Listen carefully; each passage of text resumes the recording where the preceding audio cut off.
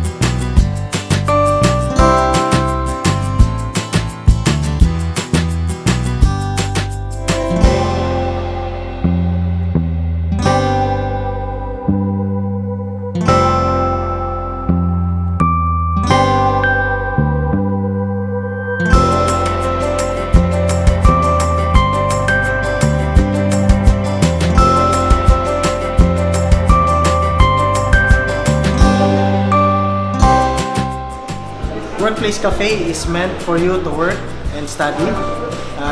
We have everything here that you need for you to be productive.